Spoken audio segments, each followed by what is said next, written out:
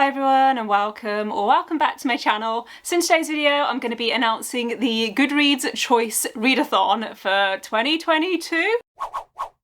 Yeah, I just realised that by the time the readathon goes live, it will actually be 2022, which feels a little bit weird. But basically, a few months ago, or earlier this year, I had this idea for a readathon that's all around reading books that have been nominated for the Goodreads Choice Awards. I know that the Goodreads Choice Awards have had a lot of criticism in the past, especially for the voting system, and how you don't have to have read a book to be able to vote for it, and so it doesn't seem to make a lot of sense. But I really enjoy waiting for the nominees to come out every year. I enjoy seeing what books have been nominated, which books I've read, which books I want to add to my TBR, and so I thought, yeah, why not do a readathon around it? I don't know, I always find it really interesting when a book is really hyped. I like the books that are usually nominated in the Goodreads Choice Awards. I always like seeing whether I agree with that hype, and so I guess you could say that that is one of the goals for this readathon. I should actually probably say that I am in no way affiliated with Goodreads. I am literally just a random person who enjoys reading the books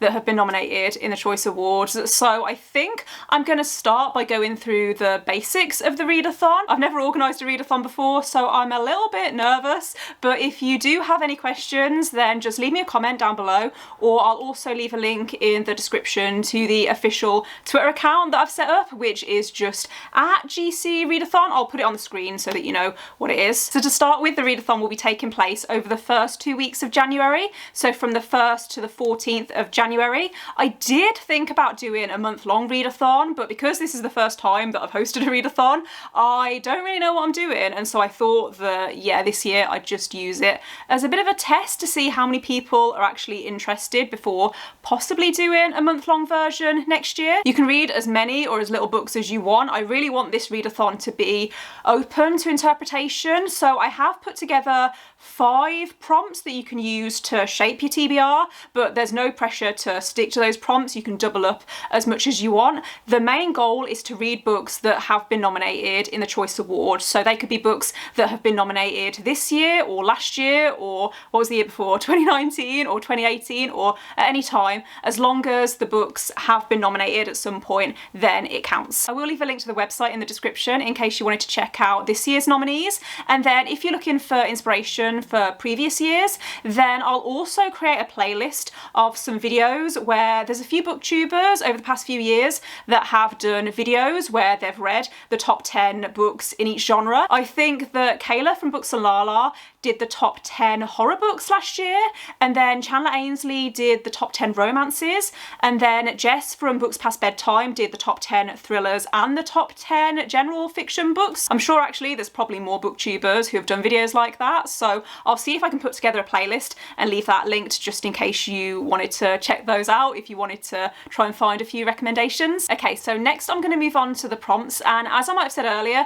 there are 5 prompts that I've come up with, but they're very generalised and you can interpret them as any way you want, really. I didn't want them to be too restrictive, and you can double up on them as well if you want to, if you don't want to read 5 books for the 5 prompts. Prompt number 1 is to read a 5-star prediction, so pretty self-explanatory. Read a book that you think is going to be 5 stars, that you think is going to be a new favourite, or that you're really excited for. Prompt number 2 is to judge a book by its cover, so read a book that you think has a beautiful cover. Prompt number 3 is representation, so read a book that has some sort of representation, whether that's LGBTQ+ rep, or POC rep, or mental health rep, or disability rep. Prompt number 4 is to read a book that's outside your comfort zone, so the way that I would interpret this is to read a book that's outside the genres that I usually read. If you're someone that, for example, reads a lot of thrillers, then maybe you could pick up a romance or a fantasy or any book outside what you would usually read. The 5th and final prompt is poll pick, so create a poll on either Twitter or Instagram